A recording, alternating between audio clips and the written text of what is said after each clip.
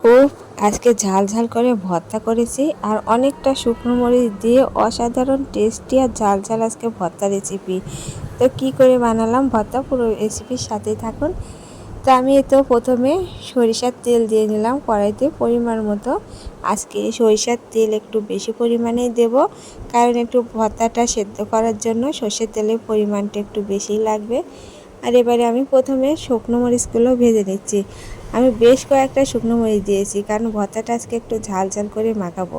আর যে কোনো ভর্তা কিন্তু একটু ঝাল ঝাল করে মাখালেই ভালো। আমার থেকে কি মনে হয়, বেশি যদি ঝাল দেওয়া যায় ভর্তায়, ভর্তার টেস্টটা কিন্তু অনেকটাই বেড়ে যায়। যাই হোক, আমি শুকনো মরিচ কড়া ভেজে তুলে নিলাম। এবারে আমি এই তো মিষ্টি কুমড়া আর আলুগুলো দিয়ে ভেজে নেব। বেশ কিছুক্ষণ একটু চুলার হিটটা লো টু মিডিয়াম করে দিয়ে আমি সেদ্ধ করে নেব, ভেজে নেওয়া পর্যন্ত, মানে যতক্ষণে না নরম হয়ে যাওয়া পর্যন্ত এইভাবেই একদম মিডিয়াম আছে আমি এগুলো ভেজে নিচ্ছি।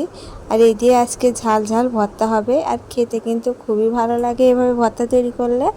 আর গরম ভাতের সাথে কিন্তু যারা ভর্তা পাগল তারা তো বুঝবেনই ভর্তাটা কত টেস্টি আর ভর্তা খেতে কত ভালো লাগে। তো একটু লাল লাল হয়ে গেছে আর নরমও হয়ে গেছে। এবারে আলু আর মিষ্টি কুমড়াগুলো তুলে নিলাম। আর সর্ষের তেলের জন্য অনেকটাই ফেনা হয়েছে, সেজন্য বোঝা যাচ্ছিল না মিষ্টি কুমড়ার আলুটা। যাই হোক, একটু লাল করে আমি সবগুলো ভেজে নিলাম। এবারে ওই তেলে আমি কিছুটা রসুন ভেজে নিচ্ছি।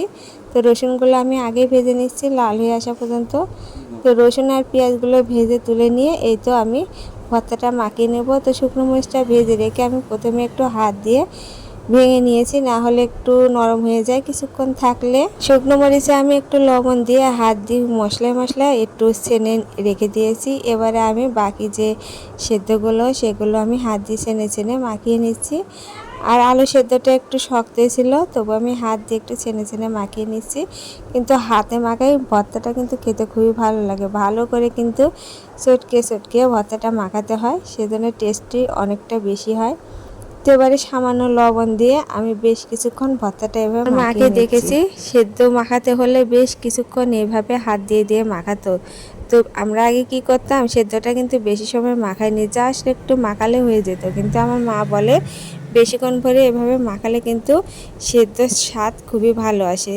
তো এই তো আমি সব কিছু মাখিয়ে নিয়েছি। আর সর্ষের তেল আমি দেই নাই, কারণ যখন ভর্তাটা ভেজেছিলাম তখন অনেকটা পরিমাণে সর্ষের তেল দিয়েছিলাম। আর সেখান থেকে আমি ভাজাগুলো তুলে নিয়ে আমি এতে ভর্তাটা মাখিয়ে নিলাম। তো কেমন লাগছে ভর্তার রেসিপিটা কমেন্টে জানাবেন। তো এই ছিল আজকের ভিডিও। নমস্কার।